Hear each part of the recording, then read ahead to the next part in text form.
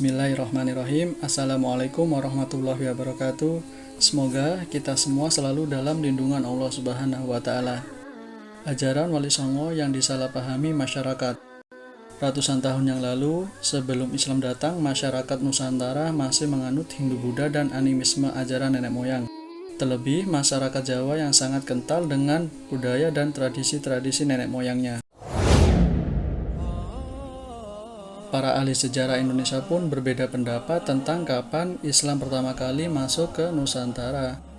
Dari sekian banyak ulama yang datang untuk menyebarkan agama Islam di Nusantara, kisah Wali Songo lah yang paling masyhur kisahnya di Tanah Jawa. Kisah Wali Songo yang tersebar pun bermacam-macam, banyak yang dihiasi dongeng dan khurafat. Para wali pun berbeda cara dalam mendakwahkan Islam di Jawa. Sunan Kalijaga memilih jalan dakwah dengan cara melebur dan membiarkan budaya dan adat istiadat setempat. Hanya saja, beliau memasukkan nilai-nilai Islam dalam adat istiadat tersebut, dengan tujuan yang penting masyarakat mau bersahadat dahulu, biasa yang disebut dengan sahadatain. Dengan begitu, masyarakat Jawa berbondong-bondong masuk Islam. Sunan Kalijaga pun berharap ketika Jawa sudah Islam, akan ada orang-orang yang menyempurnakan Islam di Jawa sesuai sunnah di kemudian hari. Dan adat istiadat yang berasal dari agama sebelumnya akan hilang dengan sendirinya.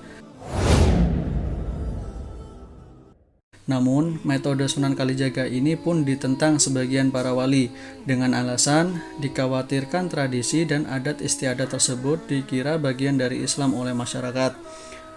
Contoh seperti dalam tradisi kenduri kematian, di mana ketika ada orang meninggal, maka tradisi masyarakat Jawa sebelum Islam akan mengadakan kenduri seperti 1 hari, 3 hari, 7 hari, 40 hari, hingga 1000 hari, dengan cara kumpul-kumpul, makan-makan, dan berdoa dengan cara Hindu-Buddha. Lalu para wali memasukkan nilai-nilai Islam dan mengganti doanya secara Islam. Jadi kesimpulannya, kenduri kematian atau yang biasa disebut tahlilan bukanlah ajaran dari Islam, bukan pula juga ajaran dari para Wali Songo. Dan benar apa yang dikhawatirkan mayoritas para Wali Songo, tradisi yang diislamkan bukannya ditinggalkan, tapi malah dianggap bagian dari Islam hingga saat ini. Bahkan ketika ada ulama yang ingin menghilangkan tradisi dan menggantinya dengan sunnah, malah dituduh Wahabi sesat radikal. Banyak masyarakat Islam tradisional yang salah paham tentang ajaran Wali Songo.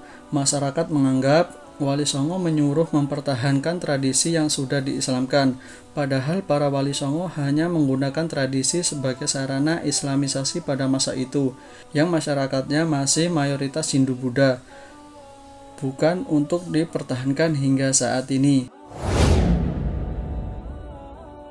Semoga dengan merajalelanya dakwah sunnah yang mulia ini, masyarakat Indonesia mulai sadar dengan sunnah dan mulai meninggalkan tradisi-tradisi yang bertentangan dengan Islam yang bukan berasal dari Islam.